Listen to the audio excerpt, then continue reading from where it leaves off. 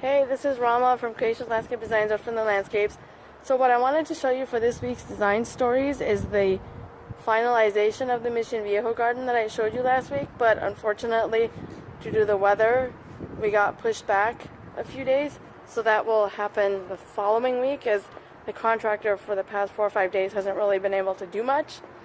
So anyways, what I wanted to show you this week is the actual design that I did for the client, and starting off by showing you the 2 concept designs that I did, and then following that up with the final drawing that I did, and then the following week is when I'll show you the completion of the project and whatnot as the project is being installed and completed, and then we'll just move on from there.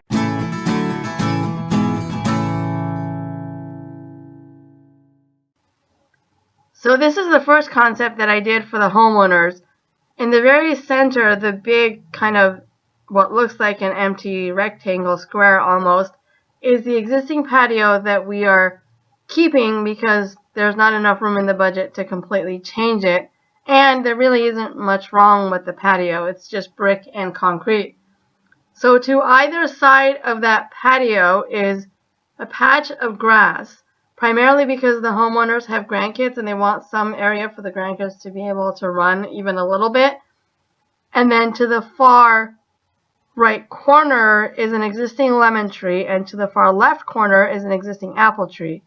Now the apple tree we ended up tearing down because we've discovered that it was very diseased. And then all the other circles that you see on the drawing are proposed plant material. So the circle, the biggest circle with the triangle in the center of it is meant to represent a 6 foot tall by 6 foot wide plant. And then the circle that kind of looks like a Y in the center of it is meant to represent a plant that gets about 3 feet tall by 3 feet wide. And then the smaller circles with the symbols in the center of it are meant to represent smaller plant material. And the idea here is to have different heights of plants, and so that way there'll be different types of plants and interest and whatnot throughout the garden. So this is the second concept that I did for the homeowners, and in this case there's less grass. As you can see, the area where it's just a bunch of dots is where the grass area is proposed, and then on either side of the patio it's meant to be plant material and different heights of plant material, similar to what I did before. And again, in this concept, although we were proposing to keep the existing apple tree to the far left, we decided not to because it was just very diseased once we got an arborist to come out and actually look at it and whatnot. But all the other hard surfaces were remaining in place. They weren't cracked or broken. There was nothing wrong with them. And at the end of the day, there just wasn't enough budget to redo them. And to the far right corner is the existing lemon tree that's remaining. And so the proposal was to have different heights of plant material, even in this concept, as well as the last one, and just to have interest throughout the garden with different heights. And of course, different textures of plants, and to create a garden where each plant might be blooming at a different season. So each season you get some sort of color. So this is the final drawing, and I will show you a close-up in a minute. So the plan here really is that once we do the concept drawings, and we do 2 concept drawings, the homeowners either pick one drawing that they like, or we end up meshing 2 kind of together, which is what we did in this case.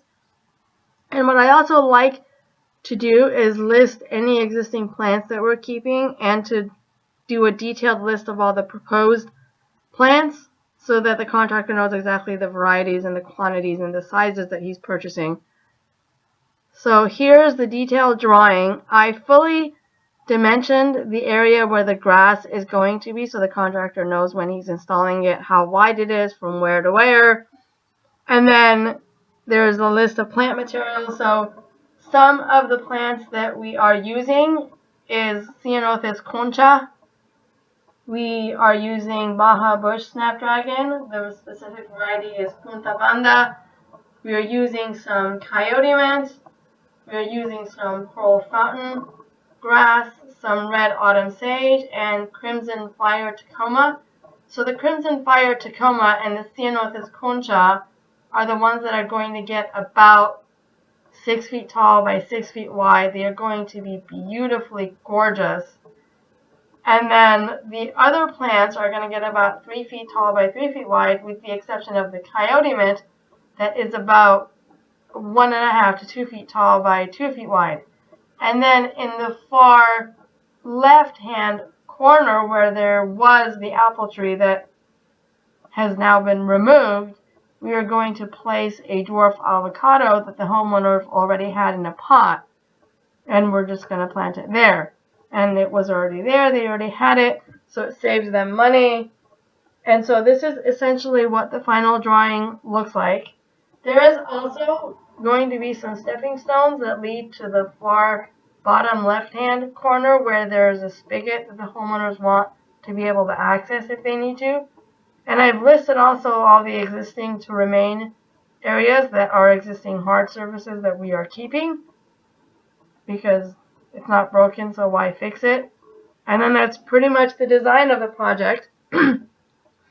And then next week I will show you the final installation.